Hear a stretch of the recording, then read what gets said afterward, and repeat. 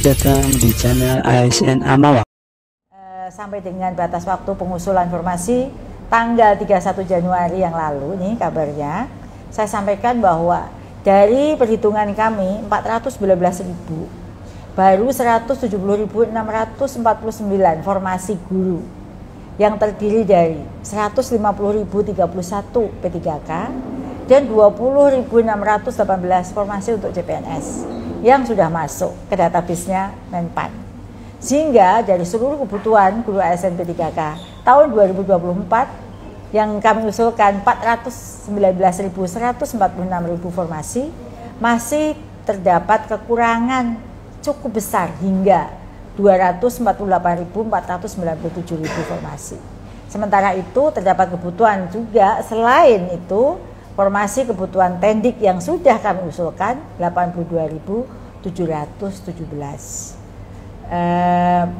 Kemarin kami terus mengupayakan untuk penambahan formasi ini, tetapi upaya yang tadi saya sampaikan di awal dengan raker, mengundang rakor-rakor itu tidak bisa menambah maksimal di angka 419.000. Saya terus berdoakan yang terbaik untuk Bapak Ibu guru di luar sana. Semoga yang mengikuti seleksi segera diloloskan, dan tentunya harus bekerja keras juga ya Bapak Ibu, karena tidak ada sesuatu yang mudah. Saya sebelum menjawab pertanyaan, saya juga menyapa Bapak Ibu yang sudah bergabung. Ini ada dari Bojonegoro, kemudian ada dari Sragen, ada juga dari Takengon, Aceh. Terima kasih Takengon. Wah, Takengon itu kopinya enak banget loh, sangat spesial. Kalau sudah ngomongin Takengon, saya langsung imajinasi saya terbawa soal kopi. Padahal ini masih lama buka puasanya ya, masih belum boleh. Juga kepada saudara-saudara saya lagi yang sedang bergabung dari daerah-daerah lain yang sudah menuliskan di sini, Tulung Agung, kemudian juga dari Surabaya. Terima kasih Bapak Ibu semuanya. Baik, ini ada pertanyaan lagi nih yang sudah termasuk dalam catatan saya dari Bapak Rahim RHM. Apa kabar Pak Rahim MHM? Assalamualaikum Bu. Waalaikumsalam Pak. Semoga Bapak sehat selalu ya. Saya ingin tanya Bu, apakah P3K guru daerah? Apakah P3K guru daerah? Apakah bisa mengajukan mutasi dengan cepat? Seperti P3K provinsi yang sebagian sudah direlokasi ke domisili masing-masing. Ya, nah jadi Bapak Ibu untuk relokasi itu kewenangannya ada di Pemda. Jadi sebenarnya mengangkat, memindah itu ada di Pemda. Tapi untuk direlokasi harus mengajukan surat. Nanti kami akan memberikan rekomendasi bahwa daerah yang dituju tidak bisa, harus kembali ke domisili masing-masing. Kalau ke domisilinya itu ternyata nggak butuh guru gitu ya, maka dari BKN atau PAN RB tetap akan harus ada yang namanya rekomendasi dari Kemendikbudristek bahwa boleh rekomendasi ke satu tempat tertentu gitu ya. Begitu Bapak Ibu, tetap semangat ya. Sebenarnya sih saya sangat berharap ya relokasi tidak dilakukan secara besar-besaran, karena kita sedang meredistribusi guru, sehingga guru yang menumpuk di kota-kota bisa kita ratakan di sekolah-sekolah yang masih membutuhkan guru. Nah Bapak Ibu, ini masih bulan Ramadan ya. Kalau di sini sekarang pukul masih lama ya buka puasanya. Baru pukul 16.17, masih lama ya, tapi kok sudah kering ya. Kalau di sini buka puasa sekitar pukul 17.36, 37, jadi masih 1 jam lebih lagi untuk mendekati buka puasa. Biasanya kalau Ramadan seperti ini, apa sih takjil favorit Bapak Ibu? Yang manis-manis atau yang asin, atau mungkin yang pedas-pedas seperti saya? Kalau saya paling suka buka pertama itu kopi sama takjilnya yang pakai cabai, itu baru sesuatu sekali ya. Jadi harus tetap ngopi, itu tidak boleh lupa. Meskipun perut kosong seharian, tapi Allah memberikan kelebihan pada saya, perut kosong minum kopi tidak sakit gitu ya. Semoga Bapak Ibu juga sudah bersiap-siap dengan takjil di mejanya masing-masing ya. Amin. Bapak Ibu, ini ada pertanyaan lagi nih dari Ibu Mei Wahyu Purwani. Apa kabar Ibu Mei Wahyu Purwani? Ibu dari mana nih? Ya, ya. Semoga Ibu sehat selalu ya. Izin bertanya Bu, bisakah ikut P3K lintas jenjang dari PAUD ke SD karena formasi TK tidak ada? Terima kasih. Jadi jawabannya tuh bisa. Jadi kita tuh sudah ada edaran ya dari Dirjen GTK bahwa untuk guru P1 PG PAUD, guru PAUD itu sudah bisa mendaftar di formasi SD ya untuk kelas bawah. Jadi pada prinsipnya bisa sesuai dengan linearitasnya. Salah satunya ya tadi bisa menjadi guru SD, guru kelas. Jadi kalau di Pemdanya itu dibuka ya formasi guru kelas dan terbuka peluang ya, maksudnya tuh P1-nya sudah ditempatkan semuanya, bisa bersaing untuk memperebutkan formasi untuk itu. Jadi Ibu jangan patah semangat, meskipun tidak dibuka, tidak ada formasi TK, masih ada formasi lain yang linear untuk guru TK. Begitu Bapak Ibu. Ini ada lagi yang baru bergabung tidak? Di sini boleh dong menulis jika memang baru bergabung. Semangat ya Bapak Ibu. Ini ada pertanyaan lagi nih. Dari Pak Fajar Soniawan, SKP3K Prof takjil terbaik, amin. Amin juga. Harapan saya juga sama nih. Kalau Bapak Ibu bahagia, tentu itu sesuatu buat saya. Perjuangan yang sudah kita lakukan sejak tahun 2020 dan tidak pernah berhenti sampai sekarang. Jadi jangan pernah berpikir kita berhenti berjuang. Segala cara kita lakukan ya. Dan tujuan akhirnya adalah semua guru mendapatkan status P3K bagi guru honor. Ini ada pertanyaan lagi nih dari Ibu Khotijah. Nama yang sangat indah, Ibu Khotijah. Assalamualaikum Bu Khotijah, semoga Ibu sehat selalu dan bahagia bersama keluarga. Pertanyaannya begini, izin bertanya Bu Nunu, apakah fresh graduate sarjana pendidikan bisa mendaftar PNS atau P3K? Ya, jadi kalau untuk PNS yang lain, fresh graduate yang lain, kalau sarjana pendidikan mau ngelamar di jabatan yang lain mungkin bisa. Tetapi kalau fresh graduate sarjana pendidikan mau melamar jadi guru, pintunya harus melalui PPG Prajabatan. Jadi kami kan sekarang sedang menyiapkan PPG Prajabatan untuk menggantikan guru-guru pensiun. Dan hanya SPD plus PPG Prajabatan yang bisa jadi guru.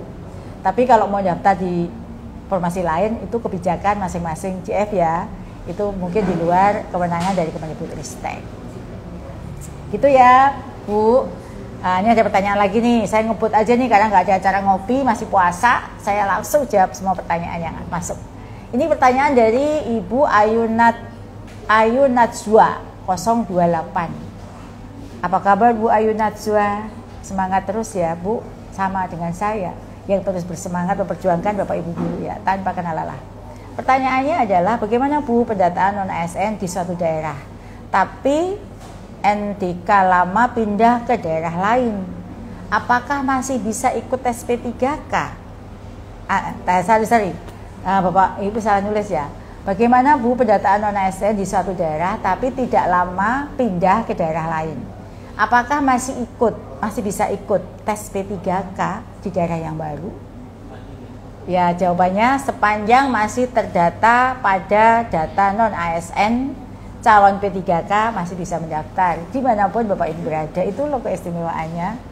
Kalau masih dalam data kita non-ASN, ya tetap bisa. Kan sudah pindah. Ini ada kasus nih, ada guru pindah ya dari provinsi ke kewenangan Pemda. Jadi guru SMA ke guru SMP. Dan tahun itu ada seleksi dan dia bisa lolos loh. Jadi prinsipnya kalau ada data terdata di non-ASN tetap saja bisa. Begitu ya. Lalu ini ada lagi pertanyaan yang bagus nih dari Pak Pandu WS. Selamat sore Bu, selamat sore juga Pak. Bagaimana sorenya Bapak nih? Puasa juga kah? Sudah siap-siap dengan menu buka puasanya? Di sini belum ada menu buka puasa ya. Ini pertanyaannya, apakah guru swasta yang sudah sertifikasi dapat kesempatan untuk ikut P3K? Ya, kalau untuk guru swasta sedang dalam koordinasi dan menunggu regulasi atau mekanisme yang akan diterbitkan oleh Kemenpan RB. Tapi tetap semangat. Kemarin tahun 2023 ini boleh ikut, tetapi ada izin dari yayasan. Ya, kami berharap untuk guru swasta tetap ikut, bisa ikut seleksi P3K. Namun karena Bapak Ibu sekarang adalah GTY, ya, guru tetap yayasan yang terikat perjanjian dengan yayasan, maka jika akan menjadi ASN harus mendapatkan izin dari ketua yayasan. Dimanapun itu hal yang wajar. Itu adalah etika ya dalam bekerja. Kalau misalnya saya sekarang dulu dosen ya, dosen UNS, saya mau melamar jadi dirjen juga harus dapat izin dari atasan saya. Jadi itu sebuah keniscayaan. Gitu ya Bu ya, semangat. Kita akan upayakan, tapi ya itu memang harus dapat izin. Nah, regulasi masing-masing yayasan itu berbeda-beda. Apakah memberikan izin gurunya untuk ikut seleksi P3K ataukah tidak? Begitu. Terima kasih Bapak Ibu semua yang masih setia bergabung bersama di acara siaran langsung ini. Senang sekali sore saya ditemani Bapak Ibu semua yang masih setia bersama saya untuk membahas hal penting terkait dengan formasi dan seleksi ASN P3K Guru. Semua ilmu yang kita dapatkan tidak ada yang sia-sia, apalagi kita dapatkan di bulan Ramadan ya Bapak Ibu. Ini ada lagi nih pertanyaan dari Ibu Junik Kurniawati. Pertanyaannya, apa kabar Ibu Junik? Semoga Ibu sehat ya. Pertanyaannya, mohon maaf Bu, mau bertanya untuk kami yang mengajar guru kelas SD, akan tetapi kualifikasi akademiknya bukan S1 PGSD, melainkan guru mapel jenjang SMA. Apakah kami harus kuliah lagi? Ya, enggak. Kalau mapelnya itu, mapel SMA itu apa? Kan banyak ya. Mungkin Ibu Junik bisa sebut nih, mapelnya apa? Misalnya IPA gitu ya. Mapelnya bahasa Indonesia, mapelnya SMA biologi, IPA bahasa Indonesia, kemudian matematika, gitu itu kan diajarkan di SMA ya. Tapi itu kan sebenarnya linear untuk guru kelas, sebagaimana dalam SE Dirjen GTK nomor 2901 tahun 2023, maka Ibu tidak perlu kuliah lagi atau sertifikasi kembali. Kalau Ibu sudah punya sertifikat matematika SMA ya, sekarang aja di SD itu sudah bisa linear. Jadi ada linearitas ya Bu. Selamat buat Ibu. Jadi nggak perlu lagi ikut kuliah atau mengambil sertifikat pendidik lagi. Gitu. Nah, begitu Bu ya. Selamat sore Bapak Ibu semuanya. Tetap semangat ya semuanya. Ini ada lagi pertanyaan. Pertanyaannya dari Rumadi Sibulang. Rumadi Sibulang, Bapak atau Ibu ya? Ibu Rumadi Sibulang, Bapak Rumadi Sibulang ya, mungkin ya. Pertanyaannya, untuk tendik sekolah dasar bisakah diupayakan untuk menjadi ASN prioritas P3K? Akademinya antara SD sampai dengan SMK sederajat. Iya, itu himbauan ya Bu, harapan ya Pak ya.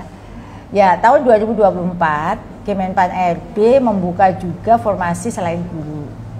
Kami juga mengusulkan formasi tendik, yakni kalau di rumahnya namanya bukan tendik, kalau di dalam formasi P3K ya, sekali lagi saya jelaskan, formasinya adalah tenaga teknis. Nah, Kemenpan RB sudah membuka formasi tenaga teknis. Formasi tersebut dapat diisi dari tenaga kependidikan, sebagaimana usulan yang sudah kami lakukan. Untuk mekanisme seleksi masih menunggu regulasi terbit. Karena saya banyak sekali pertanyaan dari Bapak Ibu guru tentang P3K ini dan regulasinya belum terbit, maka saya mengupdate apa yang sudah dilakukan oleh Panselnas terkait dengan persiapan seleksi ini. Jadi untuk regulasinya semuanya, semua CF itu belum terbit. Bukan hanya CF guru ya. Karena itu nanti akan diatur Permenpan RB, itu sebagai dasar kami membuat juknis. Nah, ini adalah kabar gembira bagi kita semua untuk Bapak Ibu tendik. Jadi sudah ada rumahnya, yaitu formasi teknis. GTK sudah mengusulkan 82.000 lebih. Tergantung sekarang bagaimana Pemda untuk membuka formasi tendik, mengusulkan formasi tendik tersebut. Maka Bapak Ibu silakan bagi tendik advokasi ke Pemda ya. Dan kami akan terus mendorong dan berkoordinasi dengan Kemenpan RB, dan segera kami infokan jika sudah terbit regulasinya secepat mungkin dalam acara ngopi kita. Begitu Bapak Ibu yang saya hormati, dan ternyata nih tanpa kita sadari sudah 1 jam ya. Kita sudah 1 jam kita ngopi sore bareng saya, spesial ngabuburit di bulan Ramadan. Tidak ada kopi di depan saya nih. Dan hari ini spesialnya selain ngabuburit di bulan Ramadan, saya juga ditemani tamu spesial tadi ya. Yang satu memberikan testimoni, yang satu lagi harapan untuk ke depan seperti apa. Nah, Bapak Ibu, terima kasih pada ribuan Bapak Ibu guru hingga saat ini yang masih setia menemani saya. Itu sesuatu banget bagi saya dan penyemangat saya dalam memperjuangkan Bapak Ibu semua untuk menjadi ASN P3K. Jadi kesetiaan Bapak Ibu memantengin live IG dan juga mengikuti semua apa yang saya lakukan, itu adalah dukungan terkuat bagi saya untuk terus berupaya agar apa yang menjadi harapan kita bersama, Bapak Ibu guru menjadi ASN P3K dapat terpenuhi.